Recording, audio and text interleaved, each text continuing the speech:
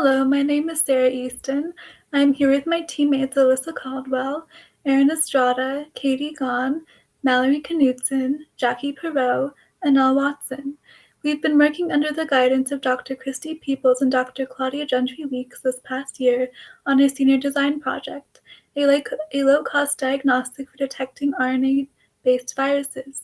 In this presentation, we will be explaining the EJ's poster for our project. Infectious disease is among the top 10 leading causes of death worldwide. It is deadliest in developing countries where there is limited access to diagnostic tests, thus preventing early detection and diagnosis of disease. The current COVID-19 pandemic has only increased the need for fast, reliable, and affordable testing. Our project provides a solution to these issues through the development of a simple and inexpensive tool for accurate testing. Our diagnostic tool is limited by various design constraints. The device relies on RNA patient samples collected from saliva to ensure samples require minimal extraction and processing while maximizing patient comfort. To qualify as a rapid response time, results should be available in less than 1 hour. The device should be able to detect between 100 and 1,000 copies per milliliter of saliva. Our device should also be small, stable, and detect at least 95% of all true positive COVID-19 samples. The graphic at the bottom of this slide demonstrates steps of the entire process involved in developing our device. The sensor development and distribution stages are more relevant once we have a working device, so our project focused on the steps involved in the diagnostic test. Our group focused on two aspects of this diagnostic test: genetic circuit design as well as the physical paper design.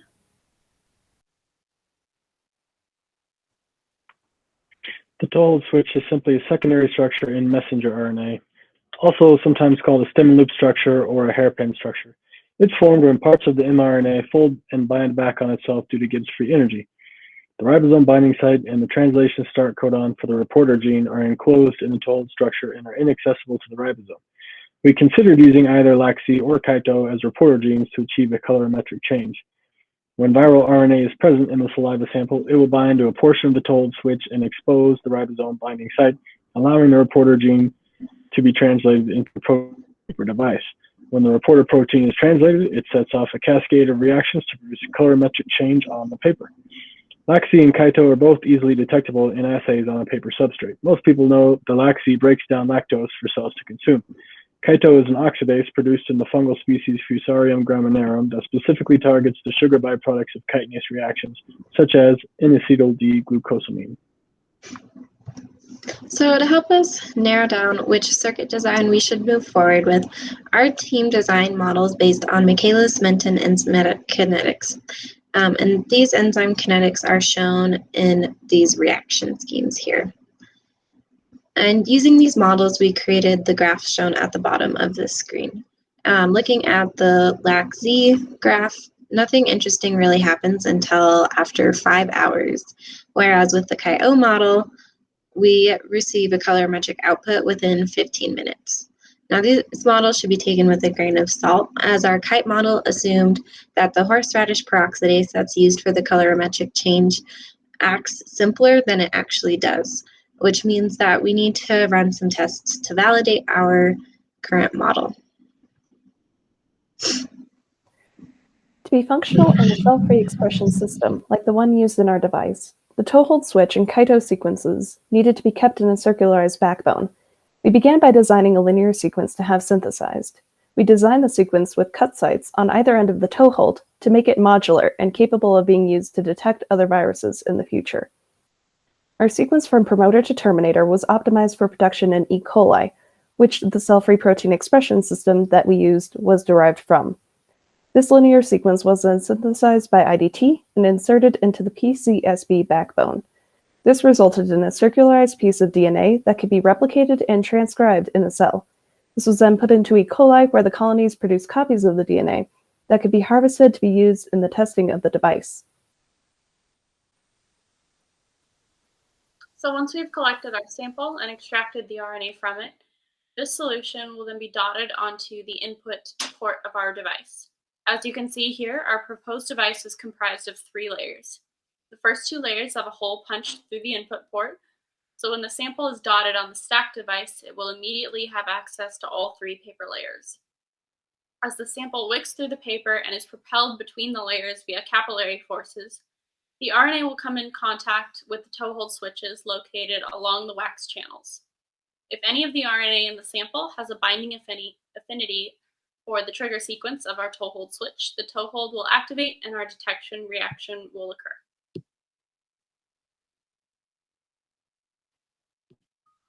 So here's a demonstration of the prototype of our stack device.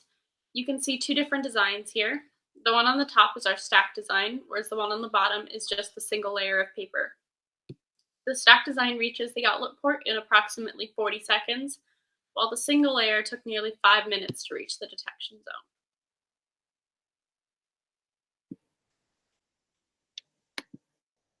So we conducted a limit of detection experiment to test varying concentrations of the amnion green plasmid on Whatman 1 cellulose paper. So the negative control, which has the cell-free assay alone, is represented by the purple dots. And then we tested plasmid concentrations of 0.005, 0.05, 0.5, 5, and 50 nanograms of plasmid per microliter of reaction. And these were tested for fluorescence over time. The 0.005 nanogram per microliter reaction in black performed really similar to the control, which indicates that the plasmid concentration was too small for detection. The 0.05 reaction in orange, the 0.5 reaction in blue, and the 50 reaction in red performed the best over time in comparison to the control. But the 0.05 and 0.5 reactions experienced some inconsistencies during their readings. But overall, they all reached a fluorescence above 80,000 units. The 50 nanogram per microliter reaction provided the most consistent results throughout all of our experiments and was the plasmid concentration that we continued using for future experiments. Once the results from the limit detection experiment were analyzed, we then conducted a series of experiments using the Zika 32b toehold switch. The Zika virus is another RNA virus that can cause paralysis and severe birth defects. This virus was originally discovered in 1947 and caused a recent outbreak in 2015. During these experiments, our goal was to apply the Zika toehold switch and the trigger Zika RNA to 3 different membrane filtration papers, Whatman 1, polyether sulfon, PES, and Whatman 42.